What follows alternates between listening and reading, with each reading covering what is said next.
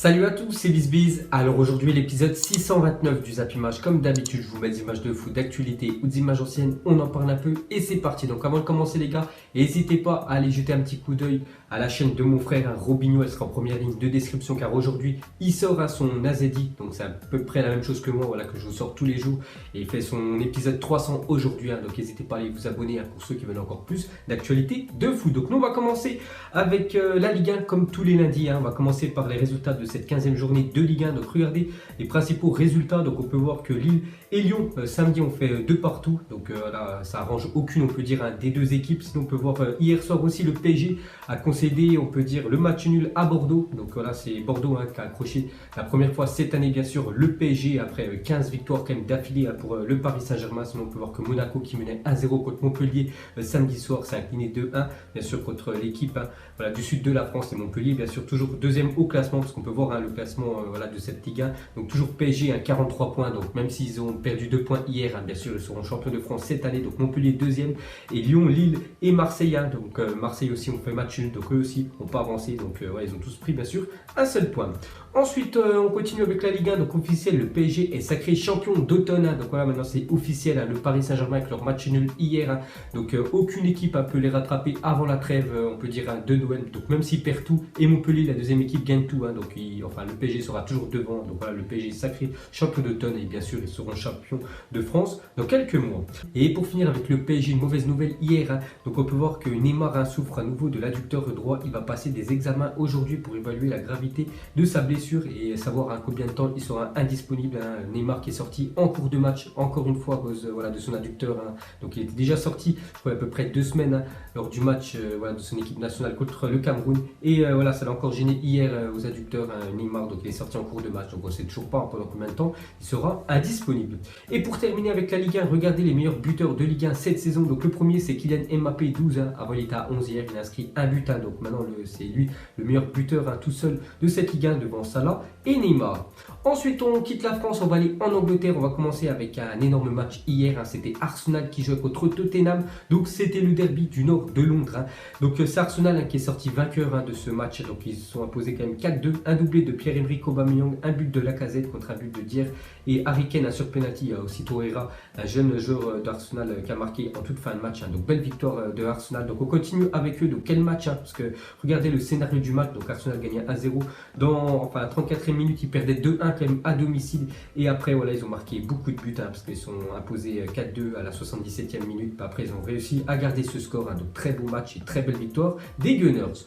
Et pour finir avec Arsenal, on va parler de l'homme du match hier. C'est Pierre-Emerick Aubameyang a marqué sur chacun de ses 10 derniers tirs cadrés. Donc voilà les gars, quand même une sacrée stat sur Aubameyang. Donc ses 10 dernières frappes cadrées, ça fait 10 buts pour Aubameyang. Donc aucun joueur n'a réalisé une telle performance en première ligue depuis 2007. C'est pour vous dire voilà, qu'il est vraiment en très grande forme, le joueur gabonais. Ensuite regardez les meilleurs buteurs de l'histoire des derbys du nord de Londres. Donc c'est le match entre Arsenal et Tottenham. Donc Harry Kane qui a marqué hier. Donc maintenant il est ex-aequo avec Emmanuel Adebayor, ancien joueur d'Arsenal qui a marqué beaucoup de buts contre Tottenham, 8. Donc les deux sont ex-aequo à 8. Si on peut voir Pires 3e et aussi Thierry Henry, la légende d'Arsenal, a marqué 5 buts contre Tottenham. Et pour finir avec Arsenal qui n'a plus perdu depuis le 18 août dernier. C'est pour vous dire voilà, sur une sacrée série quand même Arsenal. Donc sur une série quand même de 19 matchs sans défaite, toutes compétitions confondues. L'effet Unai Emery. Donc des fois on voit que ça apporte beaucoup de bien de changer d'entraîneur. C'est Arsène Wenger. Ça faisait plus de 20 ans qu'il était au club. On voit que ça commence à s'essouffler, on peut dire, voilà, avec l'équipe d'Arsenal. Et depuis l'arrivée de Unai Emery, c'est quand même 19 matchs sans défaite pour Arsenal. Ils espèrent bien sûr se qualifier l'année prochaine pour la Ligue des Champions. Ensuite, on reste en Angleterre. On va parler d'un autre derby très chaud aussi. C'était entre Liverpool et Everton. Donc déjà, les deux stades sont séparés, je crois. Il y a 500 mètres entre les deux stades. C'est pour vous dire voilà, que c'est très proche. Là, c'est vraiment un derby, on peut appeler ça. Donc c'est les Reds qui s'imposent sur le fil grâce à un but à la 95e minute de Divock Origi. Donc voilà, le buteur belge a marqué en toute fin de match et donne la victoire à Liverpool à domicile, surtout à la 95e minute. Donc voilà, vraiment dommage pour Everton. On peut voir que Jürgen Klopp, l'entraîneur, n'a pas pu s'empêcher de rentrer sur la pelouse. Donc le match n'était même pas terminé. Donc il est parti enlacé, le gardien de Liverpool, Alisson Becker. Ensuite, on reste en Angleterre. On va parler de Chelsea qui joue contre Fulham, d'une victoire 2-0 pour Chelsea. Un but de Loftus-Cheek et un but de Pedro. Ensuite, on va parler de l'actuel leader de Première Ligue, c'est Manchester City qui joue contre Bournemouth. Donc on voulait voir s'ils allaient réagir après leur match nul obtenu cette semaine en Ligue des Champions contre Lyon. Donc voilà, ils jouent à domicile, donc victoire sans appel bien sûr pour eux, hein, ils sont imposés 3-1 contre Bournemouth. Et pour finir avec le championnat anglais, on va parler d'une équipe voilà, qui déçoit comme tous les lundis, hein, quand bien sûr on fait le résumé des matchs. C'est Manchester United qui se déplaçait à Southampton. Ils ont fait 2 partout à Manchester United, en plus ils étaient quand même menés 2-0 dans le match, heureusement là qu'ils ont réagi. Donc voilà, ils sont toujours quand même 7ème de première ligue et l'année prochaine ils risquent quand même de ne pas jouer de Ligue des Champions, donc je pense qu'il y aura beaucoup de départs d'United l'été prochain. Ensuite, on quitte l'Angleterre, on va aller en Espagne. On va commencer avec le Barça qui joue contre Villarreal.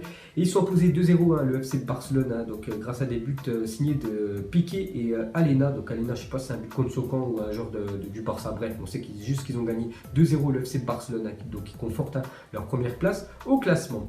Ensuite, on continue avec le Real Madrid qui jouait contre Valence. C'était quand même un choc en Liga. Et c'est le Real Madrid qui s'est imposé 2-0. Donc, un but contre Socan de Was, ancien joueur de Evian Tonon Gaillard en France. Donc, maintenant, il joue à Valence, donc contre Socan et Vasquez a marqué en fin de match. Ensuite, direction le championnat allemand, on va commencer avec le Bayern Munich qui se déplace au Werder de Brême et le Bayern sont imposés 2-1, c'est très bien parce qu'on sait que cette année ils ont beaucoup de mal en championnat, donc c'est Serge Gnabry qui a marqué un doublé pour le Bayern Munich.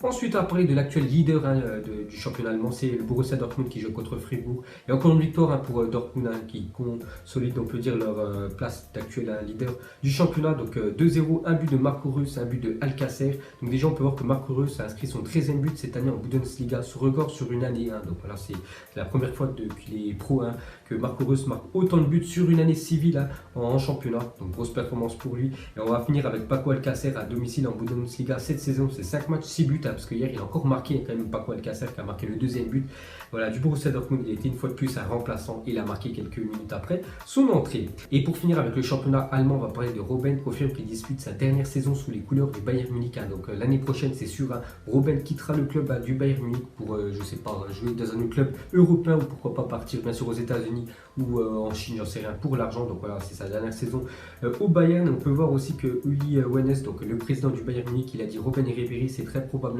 leur dernière saison au Bayern. Donc on sait que Robben va partir et Ribéry aussi devrait disputer cette année sa dernière saison au Bayern Munich. Et pour finir avec Uli Hoeneß, le président du Bayern Munich, il a dit l'été prochain l'équipe sera changée à certains postes. Nous allons être très actifs sur le marché des transferts. Nos caisses sont bien remplies. C'est vrai qu'ils sont plutôt, on peut dire, discrets sur le marché des transferts chaque saison le Bayern Munich. Et l'année prochaine, voilà, on peut voir que le président du Bayern Munich va mettre beaucoup d'argent pour acheter des grands noms de footballeurs. Ensuite, direction l'Italie, on va parler du match entre la Fiorentina et la Juventus. Donc la Juventus, sans souci, les gars, ils sont imposés à la Fiorentina. Donc un but de Bentancur, Kenny et Ronaldo pour une victoire 3-0 de la Juventus. Ensuite, j'étais un coup d'œil au classement. Donc premier Juventus 40 points, deuxième Inter Milan 29 ex-aequo avec Naples qui joue ce soir, l'Atalanta Bergame.